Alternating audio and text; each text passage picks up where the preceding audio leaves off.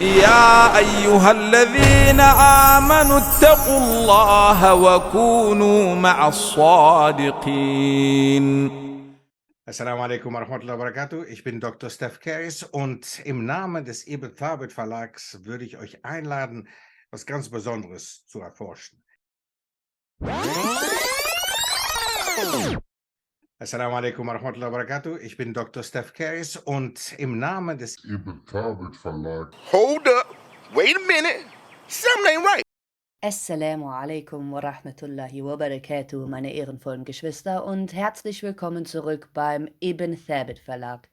Lange haben wir nichts von uns hören lassen, doch nun ist es an der Zeit, unsere Dawa-Arbeit in Deutschland fortzuführen. Viele von euch wissen nicht, dass dieser Kanal von 2 Schwestern gegründet und geführt wurde. Damit wir aber unsere Arbeit effizienter gestalten können, haben wir uns dazu entschlossen, unser Team wachsen zu lassen.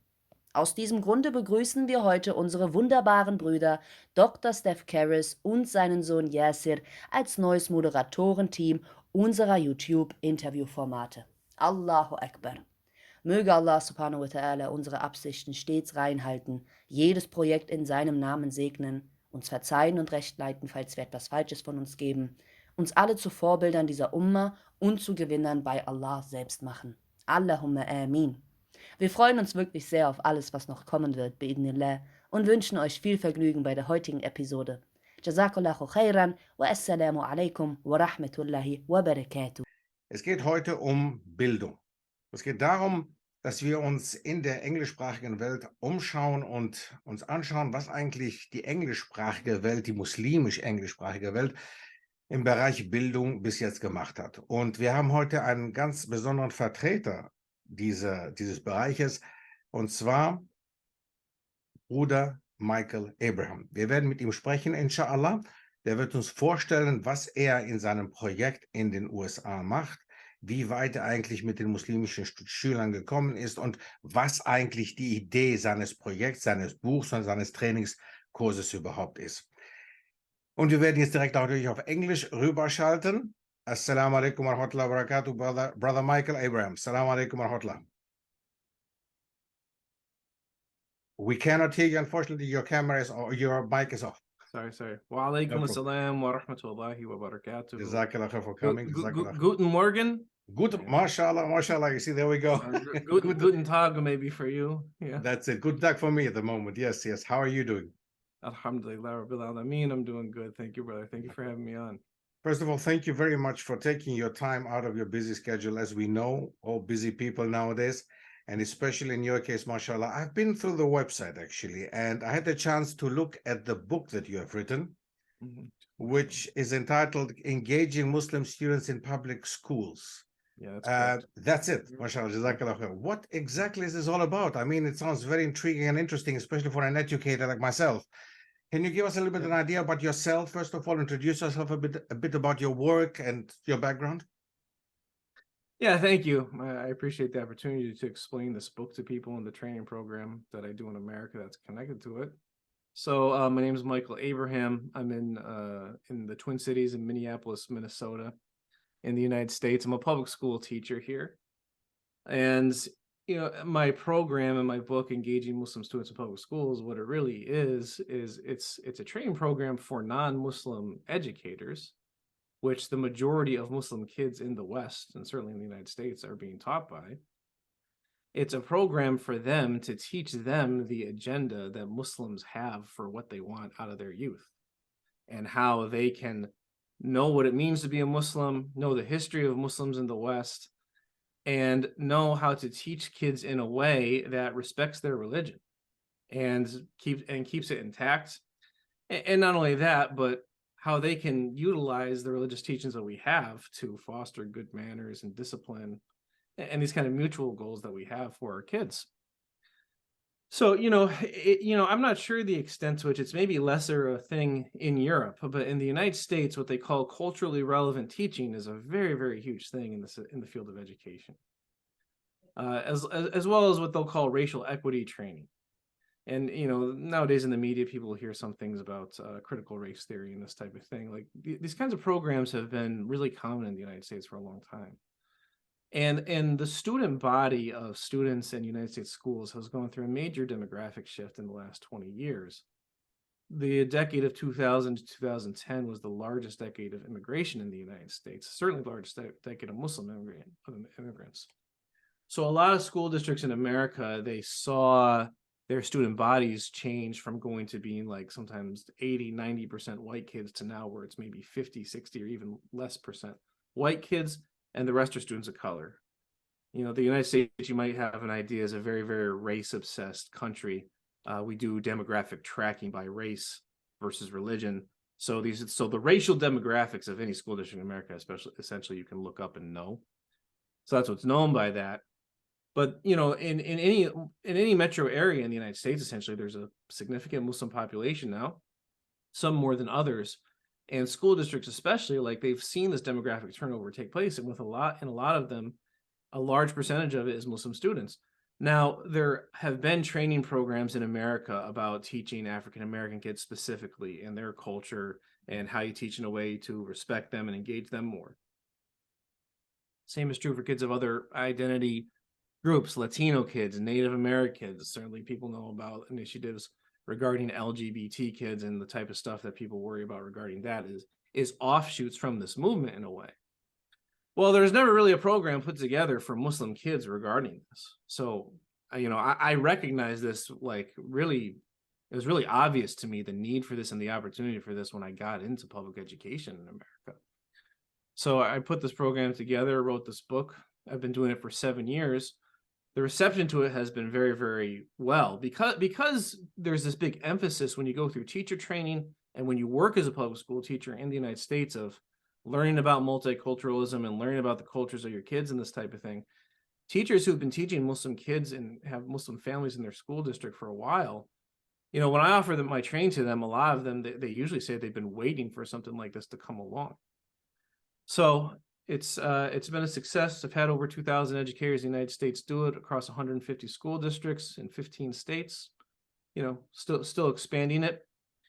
You know, the other thing I just like to point out to people about the program is, you know, what the book and the training does, it really walks people through Islam, teaches its foundations, teaches how it's sourced, and it goes through every bit of it. And it shows how in the public school context, both in the level of student interaction, as well as the level of the curriculum, as well as the level of the way the environment is structured. At almost every spot, everything about the religion, there is something that clashes or creates a difficulty for a Muslim in that space who wants to practice their religion. And it illuminates that clash to the non-Muslim educator through Islamic texts, advises them on how to avoid that clash, and shows them how, you know, you can switch your strategy or switch the way you talk to kids to do something that actually builds on their cultural funds, as they call it in culturally relevant pedagogy, you know, like the resources that their culture brings into education. So, you know, in this sense, it's also actually this vein of work, the field of professional development in public education in America. You know, it's standard that you get a teaching license in America and you're required to do 150 hours or so of continuing education credits over the next 5 years to get your license renewed. Pretty much every state in America will have it stipulated that a certain amount of those hours of education have to be done in multiculturalism. And even in the state of Minnesota I'm in, they now, under the 8 hours that they require teachers to do in multiculturalism training, they actually have religious diversity as a line item underneath that. So, like, this is actually an opportunity to advance the general education about Islam in American society much further, because it's something that Muslims struggle with. The miseducation about Islam and really how we get people to know it better. And, you know, we have some good efforts going on in social media nowadays, and that's a place we can do it. But, you know, social media is limited because it's hard to cross echo chambers in social media. And usually to cross echo chambers in social media, you have to be controversial to do that in some way. And that's a whole problem that Muslims have. Like, a lot of times, the only opportunities we get to educate about Islam or who we are as Muslims is after some controversy breaks out. whether it's something going on in the Muslim world that makes the news or this type of thing, or even on an interpersonal level, like we don't talk about religion with our non-Muslim coworkers until they invite us to happy hour, or until they invite us to the Christmas party. And then we have to explain when it's coming. So it's always these controversies that come up, and then like we have to backtrack. But this field of this area of professional development and public education, it's actually a place where we can educate people proactively. We can do it comprehensively. You can do it at length, get people to sit for hours at a time to listen to things in detail under a structured learning continuum. And it's also where people have incentive to do the learning. You know, even in whatever efforts we make to teach people about Islam, the people who normally end up doing it, they have some personal incentive to learn about Islam. They might be curious about religion, or they're seeking God out, and inshallah, the sincere amongst those people become Muslim. Or maybe they have something against Islam and they're looking to destroy it, or this type of thing. You know, a lot of the social media work, it tends to draw those types of people. Now, public school educators who teach Muslim kids, they might not have a personal interest in learning about it, but they do have a professional interest in learning about it. And there's really direct things in their teacher evaluation and the standards of the profession telling them that they have to learn about their students' culture. And then everything in academia about Muslims will tell you you can't understand the culture of Muslims without understanding the religious foundation that it's set upon. Very good. So, and you know, too, public school teachers, it's the most licensed profession in America. There's over 3 million, over 1% of the American population is a licensed school teacher. And public school teachers, they tend to be vectors for the education of the rest of society, both in terms of the non-Muslim students who they will educate in their life, but also in terms of just people they know, because, you know, America is very spread out still. I'm not sure how it compares to Europe really, but, you know, we have Muslims in most metro areas. There's some small towns where there's pockets of Muslims, but you still have a lot of people in America living in smaller towns maybe, or suburbs where there's not a significant population of Muslims. So you might still have lots of people in America to whom, like, they haven't quite ever met a Muslim or really ever known a Muslim. So then, you know, like I see it here in Minnesota, you know, we have we have the largest Somali population in the diaspora. It's heavily concentrated in the Twin Cities, though there are some other towns where they are. But people in Minnesota who are from the towns where Somalis aren't there, where do they get their impression of the Somali community from? They get it from their sister who lives in the city and is a teacher, or their cousin who lives in the city as a teacher, you know? So a lot of times, public school teachers, they're at the forefront of being exposed to this increasing diversity that's taking place in the United States, because that diversity is taking place amongst younger people than it is amongst older people, because immigrant families have more children than certainly the baby boom generation did have here in America. So, I mean, that's something that I'm trying to get Muslims to get their head around, because we have all this fear and anxiety about public education for good reason, and you know, what it can do to our kids, and there's all kinds of things in the news and this type of stuff. So, you know, there's reason to be concerned about it, obviously. But, you know, from that concern, we're really missing an opportunity if we don't draw it back and use that space, right, as a space to comprehensively and responsibly educate people. Amazing. About a religion, what it is. Yeah. Wow, this is extremely interesting and very important work, actually. But a little bit about yourself again, Brother Michael. I think you are not, your background is you're not from a born Muslim family. You're not a born Muslim, basically, if I can say that. You're rather revert. This is correct? If you can tell us something about your story or about your embracing Islam? Yeah, I'm not born into a Muslim family. Some people don't always realize that about me because I look Arab, which is because I am Arab. I'm ethnically Arab. My father is a Syrian Christian, but actually his grandfathers who emigrated to the United States. So by the time you get to the third, fourth generation or whatever I am, the culture has just about dissipated, you know. So I didn't really grow, aside from some of the foods that my father eats, I didn't really grow up. I didn't really grow up with Arab culture much. My name Abraham. Some people ask me, why'd you change your name to, you know, Abraham is my birth last name. So Michael Abraham is my birth name. My father's last name is Abraham because my great grandfather, his name was Ibrahim Hanna, and Hanna is actually the Christian Arab name for John. So the U.S. government switched his name to John Abraham. So I didn't take like a Muslim name. I just kept my name as it is. And then my mother is, her family's been in the United States a long time. So I converted to Islam about, 16 years ago now. MashaAllah, a long time, isn't it? MashaAllah. 16 years ago, yeah. And I was I was a senior in high school when 9/11 happened. So, Christian Arabs in America, they in general just tried to be white people essentially and grow up in white people. And they are actually technically white people in the United States. They're categorized that way. They are, right? Yeah, Yes. in America's racial demographic tracking system. It's crazy, isn't it? Sometimes I wonder what is white and what is black anyway in America. Correct. One drop of black blood makes you black white, but not one drop of white blood. Does this make one? Well, I think it's actually 1/8. You got to be 1/8. Is it? Okay. I believe that's the technical thing. And there can be some variation state to state. Actually, in the state of Michigan, they actually do some specific demographic tracking to Arabs because they have a very high Arab population there. Right. But anyway, after 9/11, after 9/11, Arabs kind of could not hide their racial identity anymore. I was actually surprised, after that, the extent to which I did experience race. And this was before I had a beard and stuff. But growing up in the state of Minnesota is mostly people of German and Scandinavian background. Mm-hmm. So even in the high school I was in, most people were blonde-haired and quite white, right? Yeah. Very, very white. So even there I stuck out, and people knew that I was of Arab ethnicity, and you get these comments, I had some things happen that made me realize, like, I want to know about what was going on for real in that part of the world. So when I got into college, I majored in political science. I started off studying law, but I decided to switch my concentration to the politics of the Middle East. The 20th century political history of the Middle East is specifically what my area of concentration was in doing my bachelor's degree. So once you start studying that, it becomes pretty obvious that you have to learn about this religion everyone practices in that part of the world when you did it. And I was living in the city of Minneapolis at the time.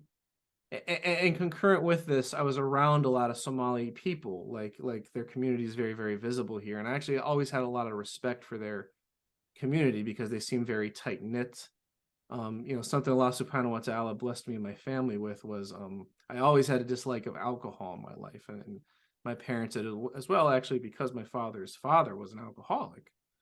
So, in the culture here in the United States, a lot of white people, honestly, certainly here in Minnesota, they actually depend on alcohol to socialize. So this was something I became very disgusted with around that age. Like when you're like turning 21 or so, it's like my friends and things, they didn't want to socialize without going to a bar or something like that.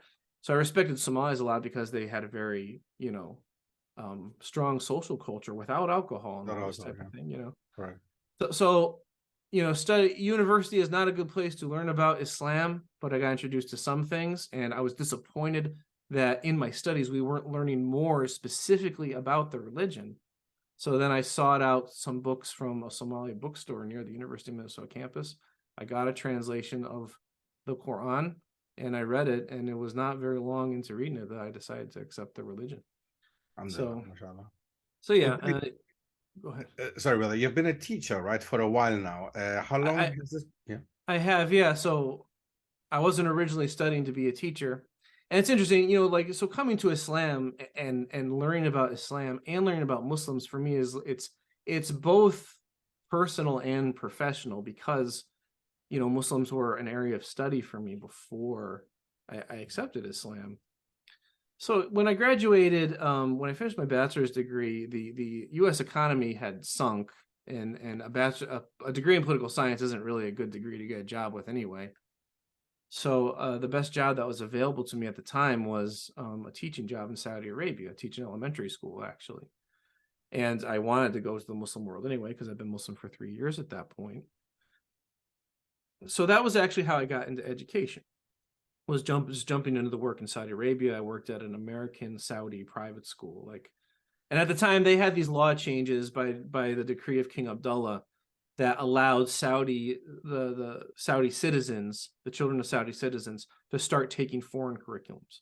So you had these schools popping up that wanted to do the Saudi curriculum alongside. They still do the Saudi curriculum, but you could do a foreign curriculum alongside it. Yes. Whereas before only expatriates could do that. So the school I was at, Al-Andalus private school in Jeddah, they were trying to do an American style curriculum alongside the Saudi curriculum. So they had a high emphasis on trying to hire teachers from America. The ironic thing about that is, I had not been educated in education in the United States when I went to Saudi, but I actually started learning a fair amount about American education when I was there for 3 years. And, lots of brothers have gone to Saudi to teach English and this type of thing. I'm one of the few who was there for a time, and then I came back and joined the public education system back here. So after 3 years, I came back.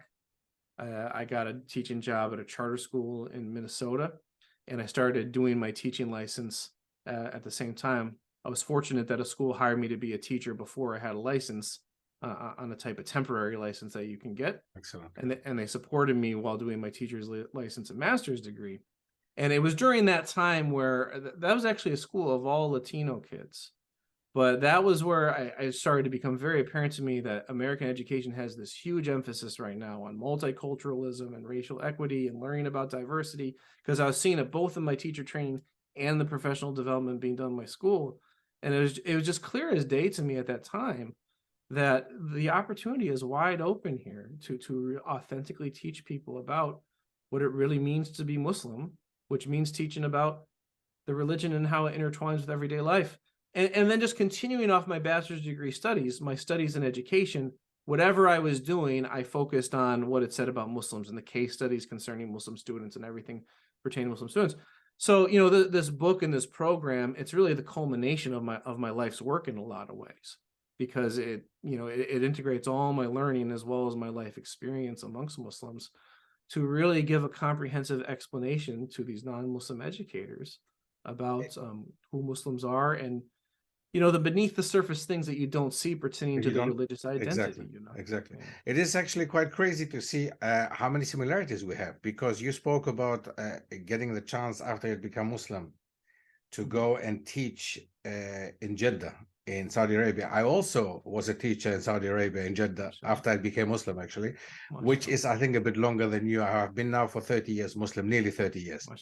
And I had the chance to go to Jeddah that time and teach also the private school, where they tried to implement the American next to the Arab curriculum, basically what you were saying. So you have a section of the school was a section for Arab children who wanted to actually go on with Arabic. And the other section was basically for Arab children as well, from the princess family, royal family, everything, who actually wanted an American education in English. And I can say I was a lucky one to actually have the chance I stayed 1 year. And what this year did to me, I must say, it really opened my eyes to many ways. I mean, you said before, when you came back, you saw that you had the chance in America to develop an education for Muslim children, or rather to make Muslim children or Muslims being visible, being part of educational system.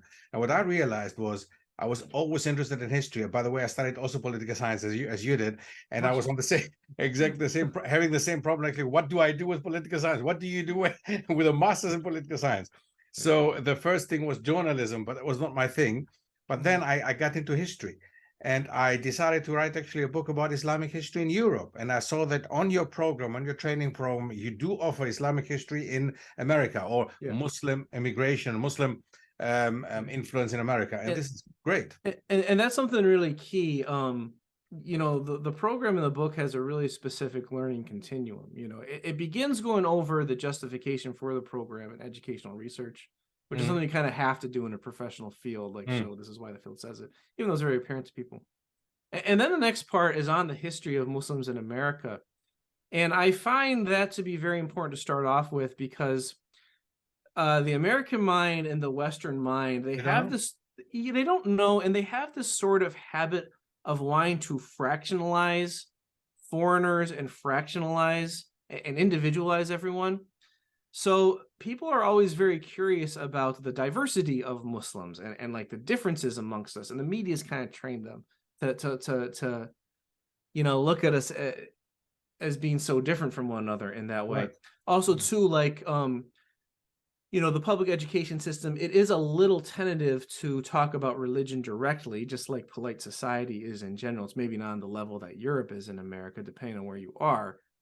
but people are also trained to like see the kids racially and ethnically first.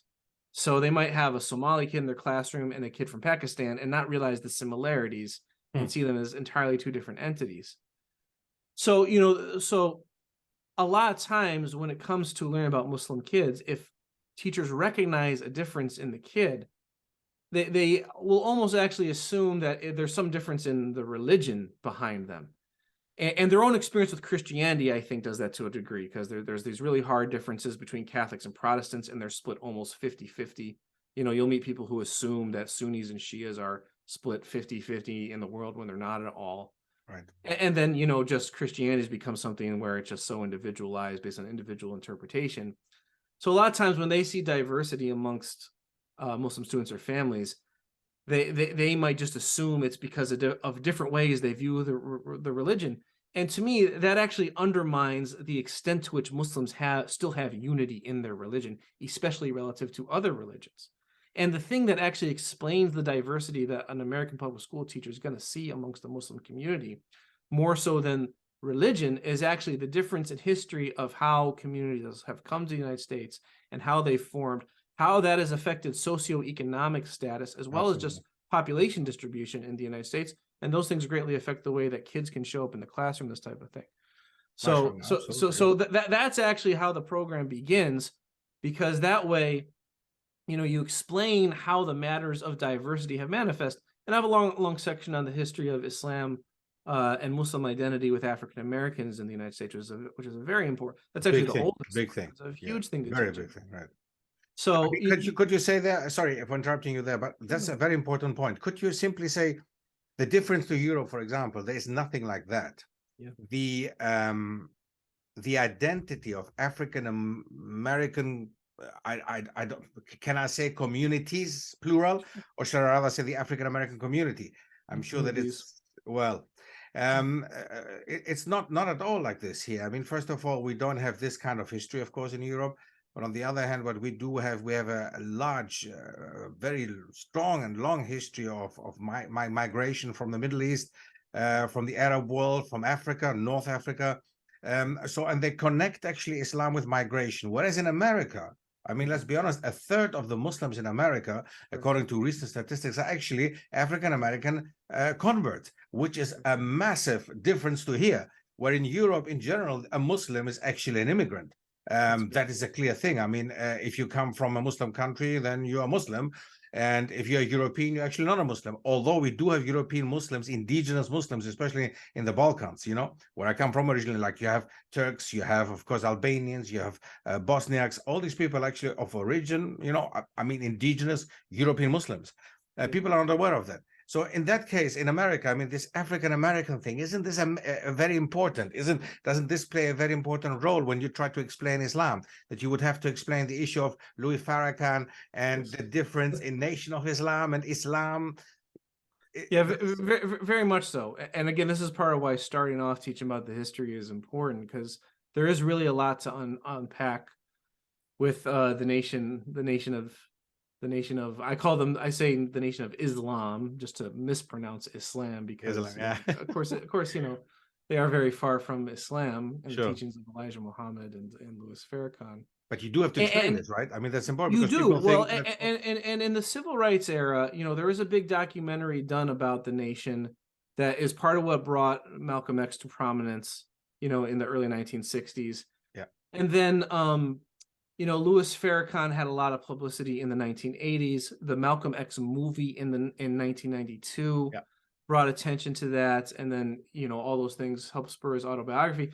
And as an autobiography, if you read through chapter 17, of course, it gets into when he accepts Orthodox Islam, and it's very beautiful. But sadly, a lot of people read that book and they don't get halfway through it. So they only get into the parts where he experienced racism growing up and then accepted the nation. So, I mean, yeah, Americans can have a very mixed impression of what Islam is. You know, I when I first accepted Islam, I can remember people saying to me, "Isn't that something that only Black people can do?" Yeah. You know, that type of thing. Yes. You know, it depends on locality too, because the Nation of Islam, they were very concentrated in cities where African Americans originally migrated north from the South in the early 20th century, late 19th century. So you're talking New York City, Philadelphia, Detroit, Boston, and Chicago as well. Now, where I am in Minneapolis, for example, we don't have nearly as large as an native-born African-American population as those other cities, because Minneapolis was not a primary destination of the migration north. Right. Same with Seattle, which is another place where I do a lot of trainings. So people here in Minneapolis, they might experience Muslims as being more just purely immigrants, and the whole history of African Americans with Muslims is unknown to them, which is actually unfortunate, because a lot of those African American communities, it's actually really sad, because there's a lot of things from those communities to draw on. And I've visited those communities. I've been to Philadelphia and been to Masajid out there. They're very, very impressive communities. And when the change happens in the 1970s, and you had this mass exodus from the nation to becoming Sunni Muslims, a lot of African Americans, they went to Saudi and studied, or they went to Egypt and Yemen and studied. So there's a lot of people who are very grounded in knowledge there. And then also too, like here, I mean, I work in the inner city teaching Somali kids, and they are being fraught with all of the challenges that inner city Black communities have experienced for decades. But those communities out in Philadelphia, out in New York, the Muslim African American communities, they have dealt with these social issues in a way that is competent for a Muslim community for decades. Reforming, getting kids out of gangs, reforming kids from drug use, helping people in prisons, all that type of stuff. Yeah. Now here, like the Somali community here, and it's the same in Seattle. Them, for example, they're going through all the same things, but they're in cities where there is not that African American population who's done that type of thing before. So they're kind of all learning it the hard way, where they could be drawing from what those communities have already done. Yeah. And then, and the public school educators don't know to make that connection for them either. I just wanted to say that, actually. So does it make it easier for your work to teach or to do the training in an area, in a city where there is an influence by African American history and background? Is this easier for you to explain them Islam, or is it rather more difficult? I mean, I'll tell you, I get a mix of people. The background knowledge that people already have about Islam when they come into my trainings, essentially it's mixed, but overall it's almost very, very little. But I do get a lot of African American educators who come to my trainings, and they tend to be like a notch or two above, like not non-Muslim African Americans. You can frequently start from a little different, even just if you just know them, just in your interpersonal relationships with them. You can frequently start from a little different place with them as far as their understanding of Islam. Most non-Muslim African Americans in the United States, they have at least one family member who's Muslim. I just want to say that seems to be very common, right? Yeah. And also too, like those African American Muslim communities, they have done very, very good social work in their communities, and not just for the Muslim communities, but for the communities in general. So in general, they have a good reputation amongst African Americans. So you're usually starting from a place of higher respect when you talk to those people. Yeah. Now, that being said, the vast majority of licensed teachers, even in urban areas in the United States, are white people. That's actually a whole thing in the United States. Even in big cities, most of the teachers in those school districts are white women who grew up in the suburbs. So it's on the whole dealing with people who you're really starting from the basics. How is your work received by non-Muslims and Muslims alike? I mean, if you compare it now, or Muslims, non-Muslims, you mentioned it already. You do have a lot of non-Muslim educators. You do have a lot of non-Muslim students also as well who come. What is the difference? What would you say is different? A non-Muslim and a Muslim now. How do they look at your work? How do they behave? What do they think? Well, it's been received extremely positively by the non-Muslim educators. A big reason why is I tend very carefully, knowing the public school context very well, clashes with the religion come up all the time for our kids. Sometimes Muslims, especially if they don't understand Western culture well enough, they don't quite understand the extent to it. One of the parts that people get the most out of my training is, I walk through the Hadith of Jibril with people, and I go through the 5 pillars and the tenets of Iman, and with each one, I explain something that comes up in the public schools and how it's a clash. Now, like with the first pillar, I explain what the word Allah means. I explain the concept of al-Asma, was-Sifat, his names and attributes, and how the Quran refers to these and what they are. And then I show them Sura Al-Ikhlas, and I draw their attention to the line of how there's nothing comparable unto Allah, and how this shows the strong teaching in Islam of strict separation between God, the creator, and the creation. And it's actually a violation of this most important first pillar for a Muslim to attribute attributes of the creator to the creation. And then I ask, so what does that mean for a kid in public school? It means a kid in public school is not supposed to say that if you step on a crack, you will break your mother's back. Now, I don't know if you have that in Europe, but this is a common thing that American kids have always said to one another. Like when you're Say that again. I didn't get it. Sorry. Say that again. No, it's the first time I hear that. So yeah, this is a whole thing American kids have. Okay. Yes. And just American culture, Western culture, it has all these different types of spookisms. Okay. So it's a common thing if you're playing on a playground in America and there will be like cracks in the asphalt. Right. And if you step on it, little kids, they'll say, if you step on a crack, you're going to break your mother's back. It's like it's like a bad luck type belief. Okay. Yes. So I explained in Islam, we can't attribute that power to the crack, because that power is only attributable to God, you know. And the thing is too, teachers will sometimes do these things to kids. So again, I don't know if you have it in Europe, but sometimes if someone says like, "Oh, I hope something bad," to ward off something bad happening in the future that was mentioned, they will say "knock on wood" in the United States. Yes, they do that. They do that. Yes. Okay, I have seen multiple teachers with my own eyes say this to Muslim kids. Yeah. Like you know, the kid will say, you know, oh, you know, maybe, you know, I'm gonna do bad on the test on Friday or something like this, and they'll say knock on wood, okay, this type of thing, or cross your fingers. Yeah. Okay, there's so many of these things. Superstition. I mean, the number 13 in America, there are no hotels. Absolutely, superstition, all that type of stuff. And then in American education, there becomes a curriculum level to it as well, because they learn about Greek mythology and the Greek gods, the Roman gods. Native American origin stories are a big thing that you have to teach about in the United States education in pretty much every state. And all of these things have elements of shirk in them. Right. Now, again, like in a public, the training, you know, in a public school, it's not to say that they can't learn about those things, because they can in a public school. You can't say they can't learn about it. Yes. But the point is, the learning has to be clinical. And especially when teachers are like pressured to be creative with assignments, sometimes they have the kids do things that imitate these practices. It's actually very common. You know, a common assignment type that's been passed around teacher communities. Like it's actually amazing. You'll find schools doing these same types of creative assignments.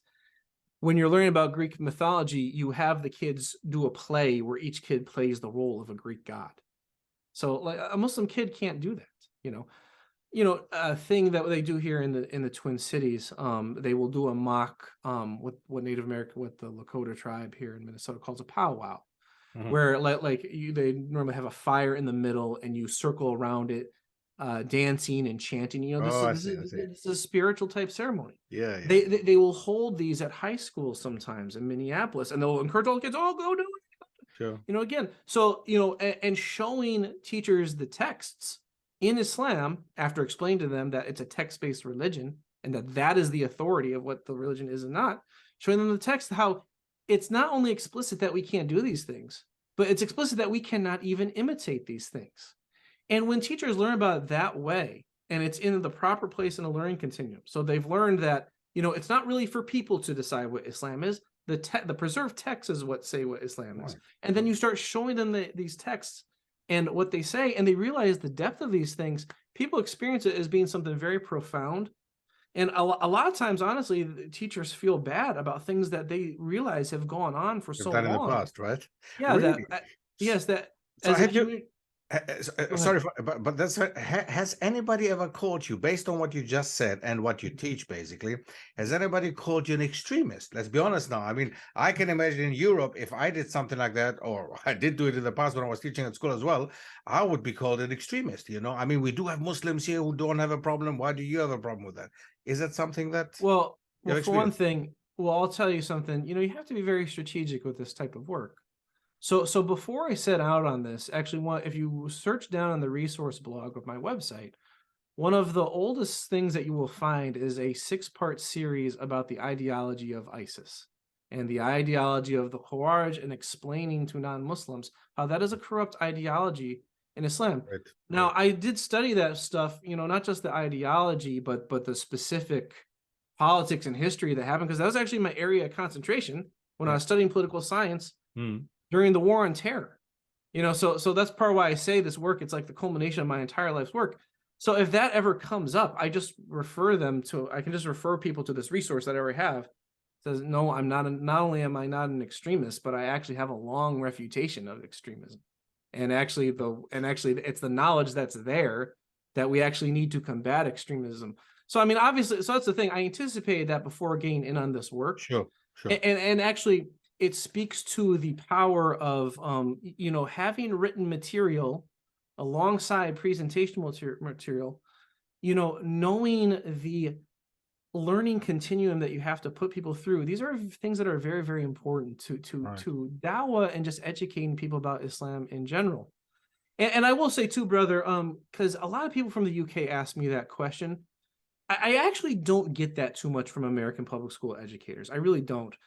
And but I have known like a brother who gave my book to his kid's school, and the headmaster this is in the UK, the headmaster ended up saying, because of these things we're talking about, like, because you say it's a text-based religion, they think you're an extremist or whatever.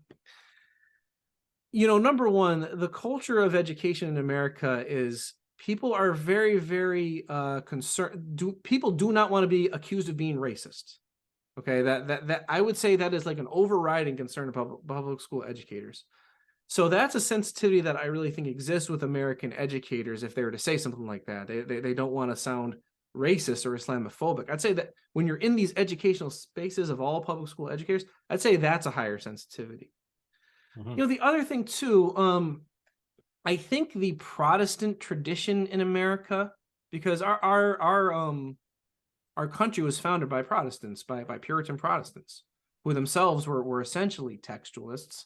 You can argue about that, but their whole thing, departing from the Catholic Church, was we're not listening to the church, we're listening to the text. So I think just that whole way of looking, I don't know, maybe it's more familiar or more accepted amongst Americans. Now that being said, like, I do think all Western people, they have somewhat of an automatic association. Like, if you say it's a text-based religion, they see there's problems with that, and they associate it with, here in America, like burning witches in the Salem witch trials, that type of thing, because the Old Testament said to burn the witches or whatever, that type of thing. But, but then at the same time, at the end of the day, they know that they don't actually know our texts, and you just have to explain what the Quran is first, and explain Hadith and how wide the body of Hadith are all very important. And then again, the texts that you introduce them to, you have to have a comprehensive order to it, and going through the Hadith of Jibril and showing the texts that show how we're compromising on this most important first pillar.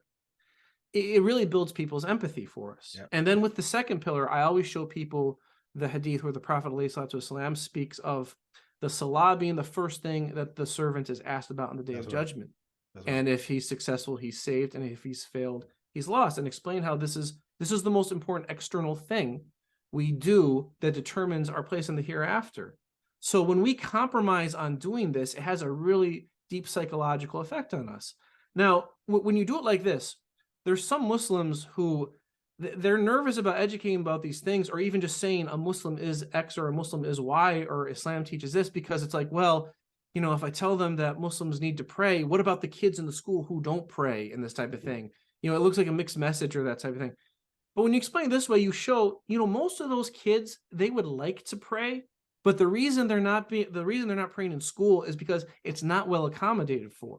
Right. And it's not and it's not expected in the social environment. Right. And Muslims in the West are actually compromising their religion all over the place with this. So when you actually show the texts, you illustrate to people the deep psychological weight that this stuff has on us as Muslims. And it has had a deep psychological effect on the community, the fact that we're making all these compromises. And, again, once you build all that stuff up with people, then when we get to, let's say, LGBT teaching and our clash with our kids wanting to learn about, same-sex marriages and this type of stuff. When they've undergone all this other learning, the conversation is entirely different when you're having that conversation. They understand better the way we Yes, stand towards yes. that, right? That's what they're saying. Exactly, because otherwise, when that issue is put first, and they feel it's coming with that issue first, they have these mental, liberal people in the West, they have this mental impulse of how they deal with that issue. They just say, well, you're ignorant, you're not as enlightened as we are, and it's just a matter of time before you change your interpretation of whatever, and we're going to get you to do that by being so nice to you. Like once you put people through this learning continuum, even that conversation, the whole game has changed with it. I realize, brother, very often when I speak to reverts, I realize, and I realize it here too with you, that there is a difference. I mean, let's be honest now. I don't want to exclude ourselves from the rest of the Muslim community. Of course, we are part of the Ummah, all of us. However, there is a difference. We had to go through the stages of experiencing, of being on the other side as well. I mean, I grew up as a Greek, at Greek school, Greek education. Although I grew up in Germany, I was told all these terrible things that these Turks did to our nation, to our women, to our children. It was also terrible what these Turks did to us. And then I grew up and I actually found out when I learned also German, and I was in Germany, I grew up there. And when I went to school there, I actually found out that most of these things were actually lies or exaggerations or whatever. Yeah. So then that turned me actually to find out more about Islam. My interest turned. And then I realized that that was not what they were teaching us at Greek school, what Islam was. And I accepted the faith, alhamdulillah, embraced Islam, alhamdulillah, and that made me a traitor in their eyes, of course, in the Greeks' eyes. Of course, that's typical. I think that's what happens to most of the people. Sure. However, what I realized is then it is us, the reverts, the people who embrace the faith, who come from outside, having experienced this having had this background, having experienced the negative sides, having been themselves actually on the other side, and hating Islam, maybe even. When we become Muslims, we get this, shall I call it, well, yeah, let me call it self-confidence, because I think that's what you definitely are. I think you are quite a self-confident person, and I think that's what you become as a Muslim who accepts the faith. You have to be self-confident. But where do you gain your strength and your power as being self-confident, being somebody who wants to go out there and teach people and tell people about our faith, which is, of course, the most important thing in our life. And for them to understand that, it is quite a big thing, because, as you mentioned before, the issues like LGBTQ, issues like trans agenda and all this stuff, this is all much more important for them than actually a religion is. Although it is different in America than it is in Europe. There's no doubt about it. So where do you get the self-confidence from? What are your sources, really? Well, I mean, Quran Sunnah. yeah, it is, I mean, I appreciate you saying that. I mean, first, you have to rely on Allah subhanahu wa ta'ala, of course. You have to think good of Allah. That's a big part of it. And like the West still doesn't know about Islam. Like, inshallah, it's changing. It's pretty obvious that we are in a place in time where it is our mission as Muslims to change that. The results of our efforts are up to Allah subhanahu wa ta'ala. But that's very obvious. I did a parenting course in last summer on my YouTube channel. Inshallah, I'll be doing it again. People can look up Abrahamic education on YouTube. And I talk about different skills with kids that I know from being a teacher in that. But I have a part in that where I talk about the importance of giving your kids a mission concept when it comes to Islam. Because the way kids will grow up in the West with all the temptations and the entertainment industry just trying to entrap them, and the culture of adolescence and peer pressure in the United States, the agenda of that culture is completely set by the entertainment industry. And kids will fall into it, or in that environment, kids will only experience Islam as a set of restrictions that make participation in that hard for them if they don't have a mission concept connected to their Islam. Right. Everything is haram, right? Everything is haram. Everything seems to be haram, right? Correct. Yes. Correct. So if you don't have this concept of, it's part of your eventuality that you are an example for these people, for these people who don't have the guidance that you have in your family, then there's no self-empowerment aspect connected to practicing those restrictions. And all it will feel like is restrictions for kids. You know, so sadly, I mean, I think self-confidence is a really important thing. And, you know, I do think a lot of Muslims in the West who have immigrated, I think it's healthy for them to reflect on their insecurities and how it relates to the non-Muslims in somewhat of a deep way. And it's been hard for them. You know, their countries were all colonized. That creates an inferiority complex in a way. That's right. Certainly in America, whether you come as a green card professional or whether you come as a green card refugee, you're coming for socioeconomic reasons at the end of the day. So there's a real big pressure on a lot of Muslims who are in America to be successful in their socioeconomic occupation. So that puts an emphasis on, you know, being good at how you navigate those spaces, which to an extent means, you know, how you're good at blending in, and there's this kind of immigrant acquiescence to not wanting to ruffle the boat, which I honestly empathize with it, because there is stigma against immigrants, and again, like they have to be successful in those professional places. But I mean, I'm seeing it right now, honestly, in some parents who I'm in communication with, who they're pushing back on their school district because their school district had a policy allowing parents to opt out of teaching about same-sex couples and this type of thing, but they took that policy away, and now they're pushing back on it. And that's always the thing that Muslim families contact me about first when it comes to public schools. And, you know, it's not, and as I was saying before, it's not a good place to start the conversation or the education about who we are as Muslims with them. So I always tell families in this case that, you know, if you're going to broach this, you have to talk about this just being a tipping point issue to so many other sacrifices and anxiety that we've had in our community's relationship with the public school system. And then, you know, call me in there. I will do a training and let them know we want to get that education started, you know. And, you know, honestly, like a lot of Muslim parents, like they get that, but they have a hard time bringing themselves to that. Like when they actually talk to a school board. And you know, they will say, instead of speaking about this as being part of an overall part of a bigger problem, you know, and of course in a mature, respectful way, they'll speak they'll be overly obsequious, I would say, to the school districts, and be like, you know, oh, we're so thankful to what you do, and then instead of wanting to give something of our actual religious substance, you know, it's, well, let's make it an appeal to the U.S. Constitution. Let's make it an appeal to, we're just asking for what Christian families want and Jewish families want also. You know, always feeling like we need someone else's or some other place's permission to assert what we want for ourselves, our kids, and for our religion. When the thing about it is, that's not even, like, when I see that, to me, there really is a lack of true understanding of the non-Muslims' mentality and what they need themselves. And even sometimes when Muslim communities and families, they've been living in these communities for a long time, but you're not really inside these people's homes and their families, and you don't get how it is. Because to me, when non-Muslims see us talking that way, you know, and we're hesitant to give something of our actual, like, you know, if you're talking about this issue, say, of not wanting your kids to learn about same-sex couples, people know there's a religious thing behind it. They know that.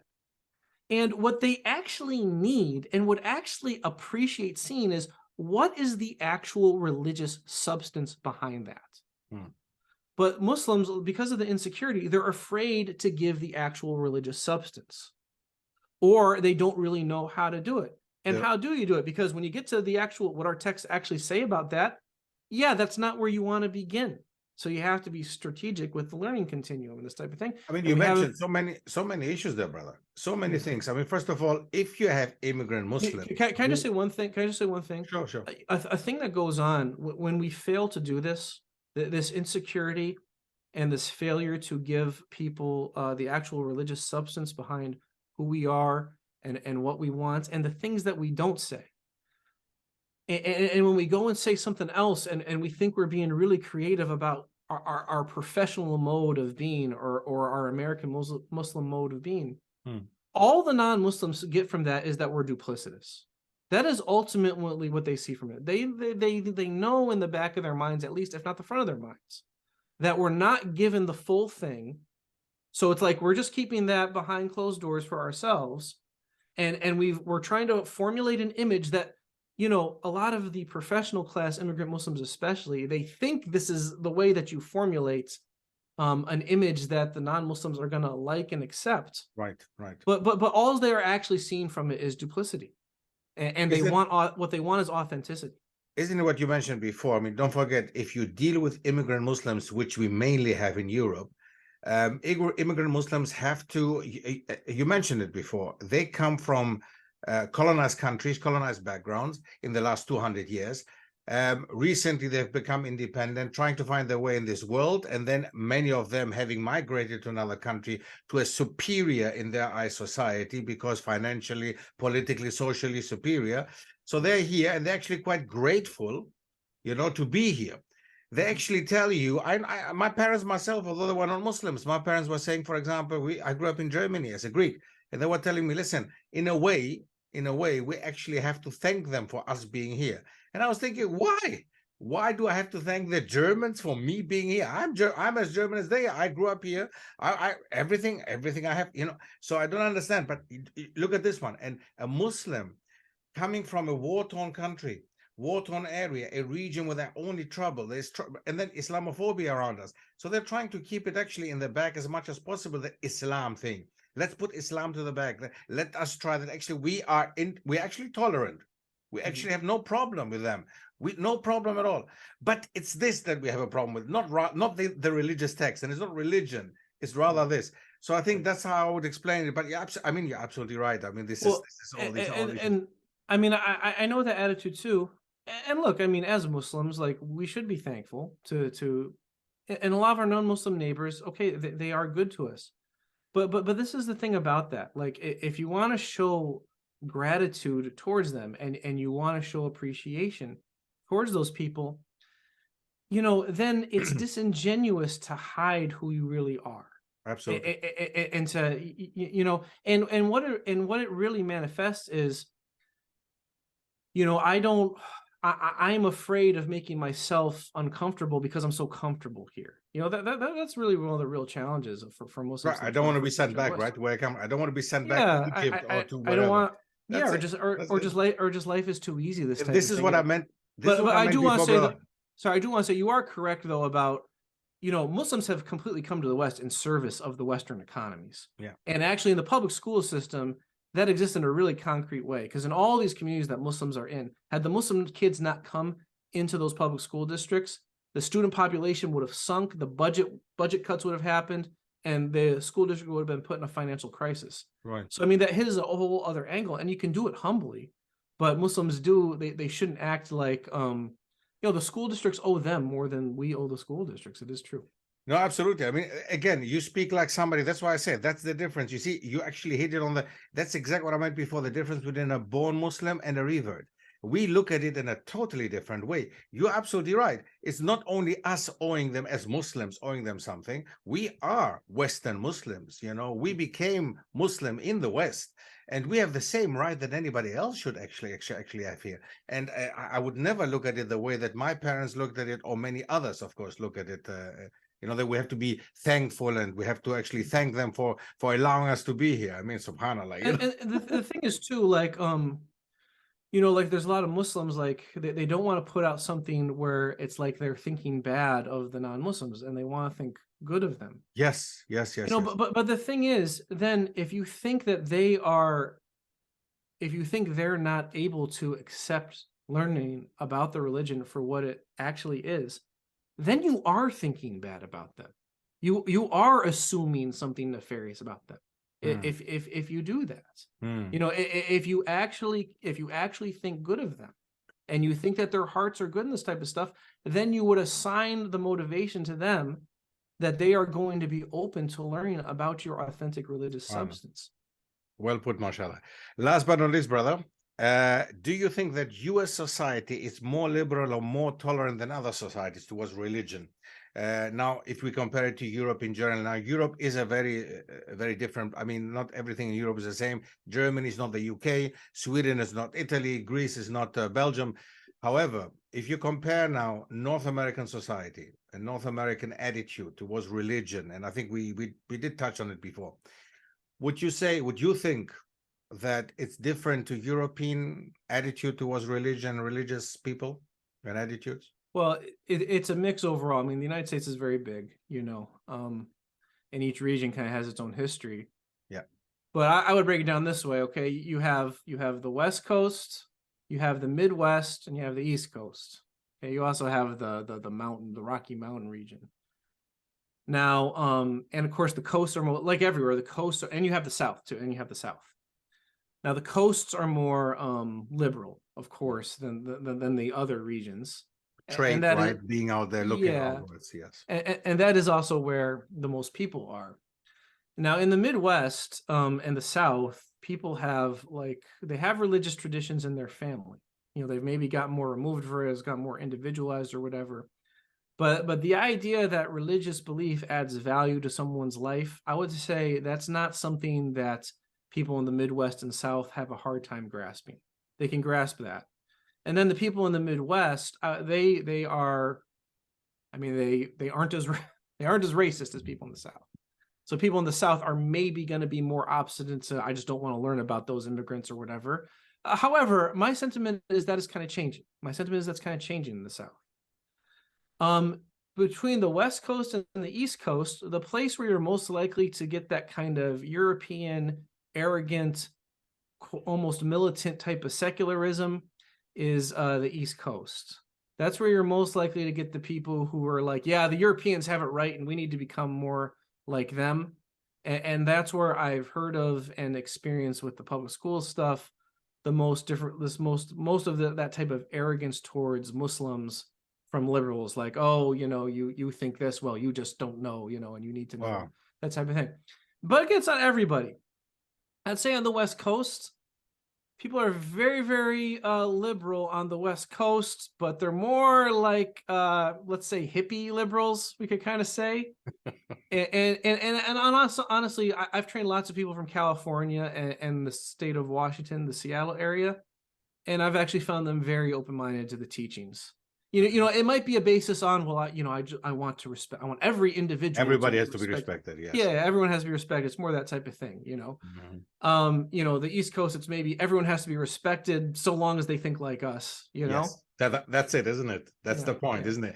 I want you to recognize me for respecting you, and I want you to respect me and my traditions as well. Even if they go against your belief and traditions, that's a different thing, isn't it? Jazakallah khair. This was actually a very nice final words, mashallah. Jazakallah khair for giving us the opportunity to talk to you, Judge. Jazakallah. My pleasure. Really, My that pleasure. was really absolutely enlightening. I hope we'll have a part 2, inshallah, still as long as we can. Any last words to our audience, maybe in Germany or in the German-speaking world, some ideas, some advice of how to deal with the situation with regards to the public sector, public education, anything that you would say like, hey, that's something that you have to do, guys, otherwise, or don't do that. Some advice? Well, I just say, you know, you can look up the YouTube channel, Abraham Education. If you subscribe to it, I have a playlist there called Parenting Skills Muslims Need. There's some understandings you need to have that are going to enable you to be more effective with young people. And I'm going to be redoing that again. And I try to share with Muslim parents the skills I've learned of dealing with kids as a teacher. And really, we all need these skills in the modern world because we can't just rely on the social atmosphere is against us, or we're in competition with it. So like you really have to win your kids' heart and mind in the home, and you have to be active with them in the home, and you have to learn those things. I think it's probably especially the case in Germany, because I believe homeschooling is outlawed in Germany. Yeah. So you have to subject them to the state education to some degree or another there. And this is just the reality, you know, and it's a hard thing, I think, for most people, but immigrant communities in general, they tend to come from cultures where it's go to school, be quiet, listen to the teacher, and obey, you know. And, you know, of course, we want our kids to have the best manners when we go to the schools, but the reality is from day one, we have to send them in there with a mentality of, you know, this is something you have to do. You're going to learn some things that are useful. You're going to learn some things that are incorrect. And we need to be talking about those things. So when they come up or before they can come up, I can teach you about what is correct, because they're not always correct there. Like we have to have those conversations for real with our kids, but we have to be able to have conversations with our kids. And it takes skill to do that. Like not every parent can do that well. So just follow Abraham Education is my final message on YouTube, because inshallah, that's part of my mission to help parents out with that. Barakallahu fiqh, Brother Michael. Jazakallah khair. Hopefully we'll see each other in the next part. Jazakallah khair. Assalamu alaikum wa rahmatullahi wa barakatuh. Wa alaikum assalam wa rahmatullahi wa barakatuh. Wir sehen uns inshallah bis zum nächsten Mal beim Ibn Thabit Verlag. Ich hoffe, es hat euch gefallen. Assalamu alaikum wa rahmatullahi wa barakatuh.